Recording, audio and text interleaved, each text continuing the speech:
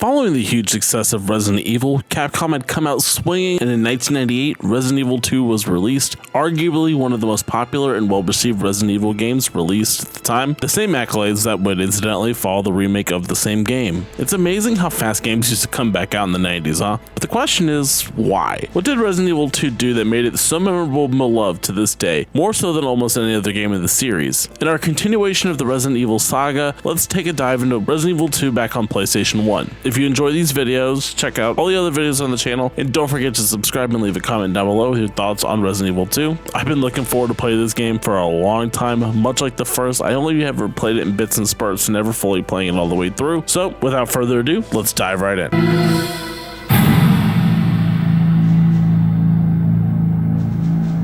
Coming off the critically acclaimed Resident Evil in 1996, Capcom went to work on the sequel Resident Evil 2. This time, more versed in the PlayStation 1 hardware, it's easy to see the obvious improvements this game received. While virtually all the gameplay systems stayed the same as the original, albeit kind of tweaked and tuned a little bit, the visuals here got a massive upgrade. Characters and interactable objects having a lot more fidelity and much less pixely, backgrounds looking a lot cleaner, and rendering more zombies on screen to add to the tension and going into certain rooms. Being hardware limited, there were never really more than 5 zombies in any given area in Resident Evil 1. However, in just one of the first rooms that you entered to on an A-run playthrough, sports what seems to be almost 9 or 10 in just one small enclosed area. Capcom also opted for fully rendered cutscenes as opposed to FMV that was used in the original. And while these do look dated at the time of writing this in 2022, it comes off as way less hokey than the full motion video, despite my absolute love for it. The sound design also got a huge upgrade as well, gunshots sounding less grainy, music being diverse and very well written and performed, and while the voice acting is still hot garbage, at least they don't sound like they were recorded in tin cans like the Soggy Bottom Boys in Oh Brother Where Art Thou. On a sheer presentation level, this game is a huge step up from the original, unsurprising as you see this in almost every hardware generation. Visuals and AI and optimization all getting better the further you get into a console cycle, with every room having far more detail this time than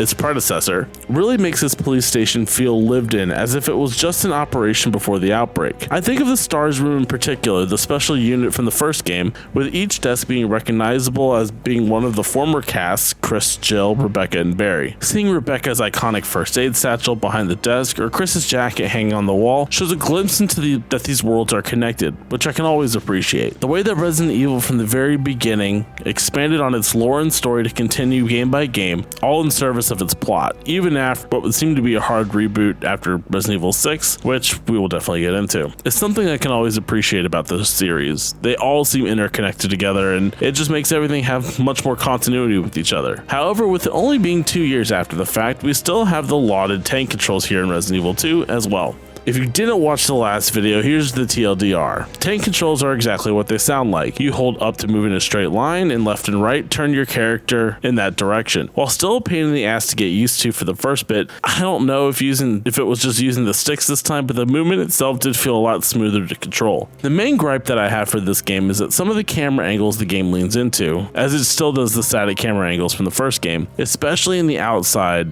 area on the way to the station itself. While the cluttered streets due to the chaos of the zombie outbreak really makes sense, combining that with the terrible angles the game forces you into with a fixed perspective and incorporate a little bit of tank control on top of that, this part was an absolute pain to get through unscathed, with almost no healing items actually being available until you make it past the liquor in the first hallway. I died on this run quite a few times, forcing myself to just do a full restart in order to make a better run happen to have more health when I make it into the police station naturally. Health is a far more important resource this time around than even in Resident Evil 1. Obviously, you need health to stay alive, but the more damage you take, the more visibly hurt your character is, leading them to also being a shit ton slower. Hell, when you're low on health, Leon and Claire both hobble about at a snail's pace, about a quarter speed to be exact, making the need to take some herbs or sprays occur a lot sooner than they even did in Resident Evil 1. This pull of further using resources makes each herb more precious than the last in order to keep moving through the station at a normal human pace. I like this change, as losing health adds further their stakes, forcing the player to think about just running past zombies or if they're going to take them out with their own ammunition, and having the choice of which resource to burn, ammo or health, to stay alive and keep moving. This further decision on resources really helps force engagements as well, something which Resident Evil 1 didn't really force you to do, as you could run by most of the zombies if you knew what you were doing. Your experience on this may be different than my own, so if they were, definitely sound off in the comments down below, as I'd love to hear your guys' experience in Resident Evil 2. All that being said, the largest differentiator between Resident Evil 2 from the predecessor comes when discussing the plot. In Resident Evil 1, the two playable characters, Jill and Chris, essentially had the same narrative as each other, minus some flavored text and side characters to aid them on their journey. In Resident Evil 2, we have a choice between Claire Redfield and rookie cop Leon S. Kennedy, each with their own motives for going to Raccoon City during the outbreak. Claire is heading there to search for her brother Chris, who had disappeared after the events of the first game, in search of more information on the Umbrella Corporation and the bioweapons they have created. Leon is showing up to report for duty of his first day of being a beat cop in Raccoon City, only to be tossed into the mess of the outbreak and seemingly the only surviving cop left in the city, and attempting to find out what happened and get out alive.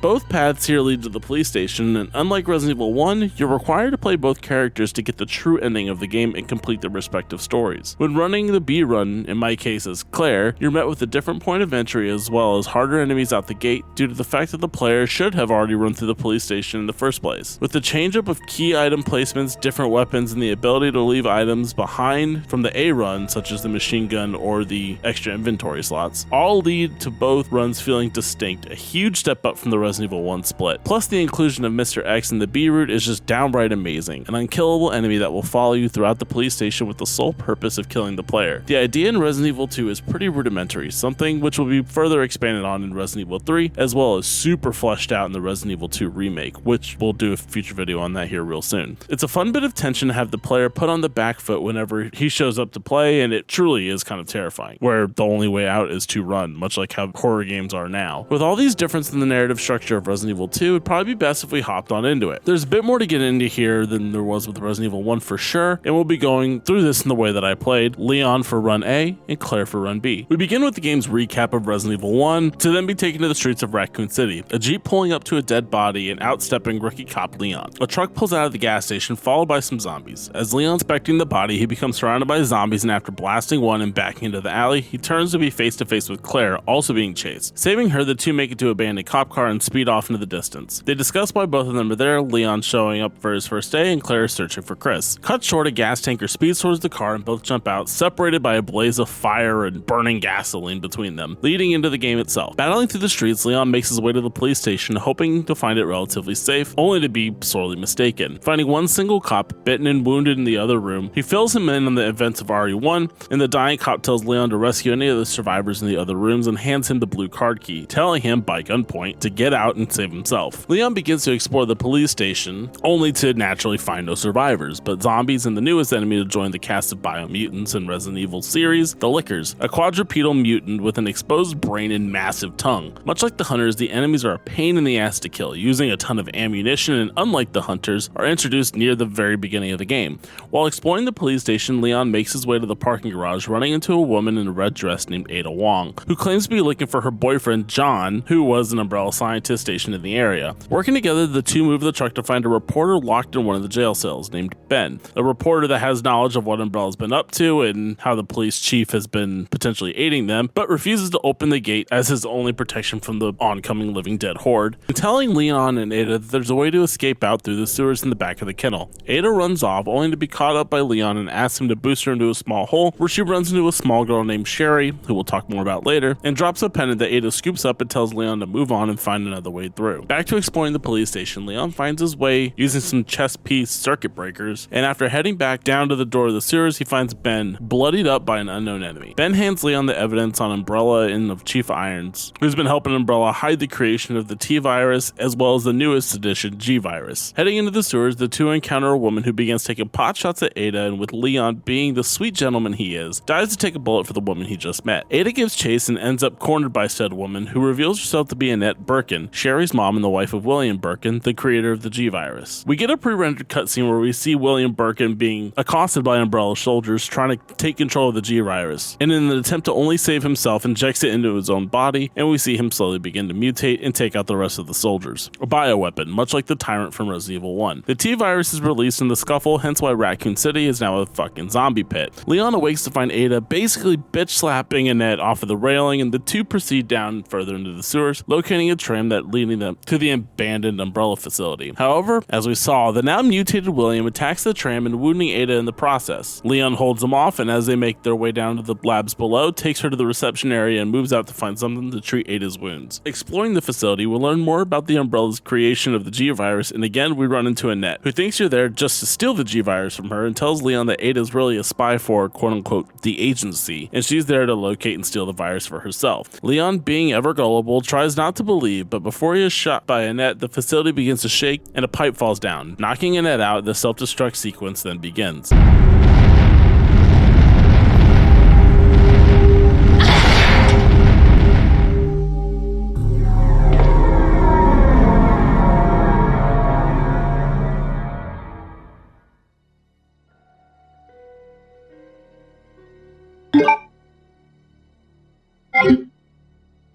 Running back to get Ada, she shows up behind Leon, holding him up at gunpoint and tells him to hand over the G-virus. Leon attempts to call her bluff, and suddenly Annette shoots Ada in the back, and after a long drawn-out moment between Ada and Leon, holding each other off of a banister, he drops her down to the abyss below. What a shitty boyfriend. Leon runs to make it to the train platform to escape, only to find a now fully mutated William Birkin, looking like this weird mutated dog thing. Killing him, Leon makes his way to the platform to see Claire and Sherry speeding by. Hopping on, the three escape to safety, but with Rude done, that's not the end of the stories by far. I'd be remiss if we didn't talk about the boss fights in this game, as there's a lot more than there were in Resident Evil 1. Between the giant alligator that you have to shoot the explosive barrel in his mouth, between the numerous encounters with William Birkin, and the giant creepy thing heading down into the sewers, all these fights feel kind of like the last ones did, where it's a lot of just bullet spongy shootiness. However, the arenas in these kind of lead the fights to be a little bit more dynamic and a little bit more fun. I especially find the alligator boss to be pretty entertaining, as it's not very clear as to what you need to be doing until you start just running away trying to make the space and you see him grab onto the explosive barrel into his mouth. It's a cool fight and it's a cool gimmick, but with it being so easy, it's hard to even consider it as much. We see some more fights during the Claire run, such as the encounters with Mr. X. These are pretty good too, but with Mr. X, it just really devolves into just running away and trying to get by him without him completely demolishing your body. So that being said, let's hop into the B run, see the differences between that run and the Leon run that we just went through previously. Following Claire, we enter the police station through the back, where a helicopter crashes into the side of the building, and an Umbrella helicopter then drops a large container containing Mr. X inside, the perfect bioweapon, and he begins hunting Claire, or so we think. While exploring the station, Claire runs into Chief Irons and the corpse of his girlfriend, who he claimed to have killed as she was becoming zombified. Claire then checks the back rooms behind the office and finds Sherry, the small girl from earlier, and upon some convincing the girl that Claire's really there to help, Sherry claims to be looking for her parents. Running off after hearing a large noise, Sherry bolts and we find Chief Irons is gone, leaving a diary behind explaining his actions and covering for Umbrella. Upon finding the 3 cubes for the wall in the Chief's office, we find Sherry again, just chilling there again. Claire goes to the door and finds the Chief in a safe room, heading down into the sewers. Admitting to his transgressions, Chief Irons explains about the creation of the G-virus, and how unlike the T-virus, which needs the host to be dead before bringing them back to life, the G-virus transforms alive humans into mutants themselves. He also informs Claire that Sherry is William Birkin's kid, and that Mr. X was released by Umbrella to cover up for what had been occurring here, much like the bombing of the Spencer estate. After this massive lore dump, the Chief gets yoinked by Birkins and is no longer with us, murdered by the monster he was covering up for. Finding Birkins on the catwalk below, Claire makes short work with her grenade launcher and Birkins falls into the abyss, and Sherry and Claire escape into the sewers. The two split off again a lot in this area, leading into the Umbrella labs and meeting a wounded Leon, running from Mr. X, and learning of Annette along the way. The fight occurs on a tram elevator as before, but this time as Claire moves off to restart the elevator, it activates and goes further down on its own, leaving Claire to maneuver through power units and furnaces to find her way to the labs and Sherry in the reception room. Claire moves to activate the elevator and upon doing so needs to head back to the power room in order to actually turn it on. Claire and Sherry are then cornered by Mr. X, and now knowing of the G-virus, Claire throws the pendant containing the vial of virus off of the edge, Mr. X going after it. Doing this causes a surge in the facility and the self-destruct sequence begins, trains. We know that Leon's sitting on top of the catwalk right now, so it's kind of interesting to see how the two paths cross while not necessarily crossing in a visible manner. The two rush to escape and reach the train, only to find out that they have to actually activate the train platform, which is now when the timer begins to show up, leading to 5 minutes left before the facility explodes. As we make it to the switch, Mr. X jumps down for one final battle. We see the shape of Ada toss Claire a rocket launcher, much like in the first, blow his ass at Kingdom Come. You lose, big guy.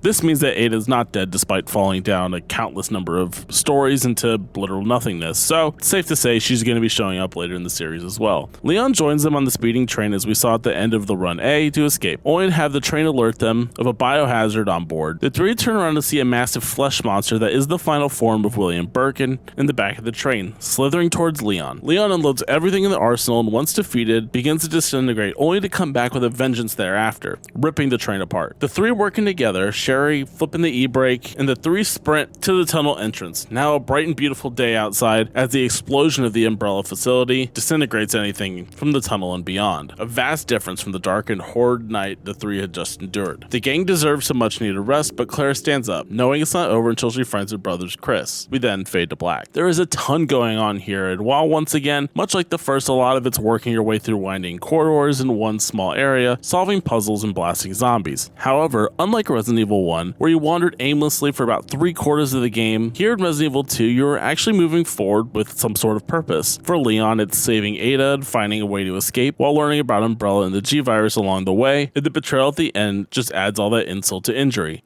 Claire is found saving Sherry while learning of the deep roots that Umbrella has had in the city for a long time, and that her brother is off to expose all the dirty laundry that they have, seemingly heading to Europe if that fact is to be believed, as well as the terrible experiments that occurred in the labs below, with this girl all in the middle of it. There's a lot of heart in this story, and while still holding on to the over-the-top nature we know Resident Evil for, it's a far more compact tale where the two paths weave between each other, and touching in just the right ways. That's kinda hot. The story does change a bit if you do the characters in the opposite order, like Sherry being infected with the virus that grows mutants inside of her, which is pretty fucked up. But as a follow-up to Resident Evil 1, it's safe to say that the story it tells is demonstrably better than its predecessor. I like what Resident Evil 2 does here in setting up the continuation of the series with an obvious cliffhanger, meaning that Capcom knew that it would be making more of these titles. Whether they knew how many, that's unknown, but they knew that there was at least going to be another one for sure, and that the next title would actually come sooner than expected. As I said, if you haven't watched the last video of Resident Evil 1, definitely go back and click the button in the top right hand corner. That'll take you directly to it. And with that, let's put a bow on Resident Evil 2. Did this video do it any sort of justice? What did you think of Resident Evil 2 back in the day or even now? Let me know in the comments down below, as I love reading and responding to every single one of them. To me, much like the first, if you could make it past the controls, this game is a must play, whether on original hardware or emulated on PC. If anything, to experience the roots of the series and where the fandom is truly born at. Resident Evil 2 is one of the best-selling games upon its release, and rightfully so. Improving on the original in almost every way, it's easy to see why this game is a fan favorite then and now. We will continue the Resident Evil train with the third game of the series, Resident Evil Nemesis, so be sure to tune in for that one here in the next coming week or so. If you made it to the end of this video, consider hitting that subscribe button and like the video. It helps get it out to more people and helps the channel grow. We're making a push here on the channel for 500 subs, so every single one of those count. So if you liked it, make sure you go ahead and hit that button for me. It does make you about 17% sexier, so I can confirm. Go check out the other videos we have done in the past, and until next time, my name is Brendan, and I'll see you guys in the next one. Later. Oh, you can't mean. Chris, I have to find you.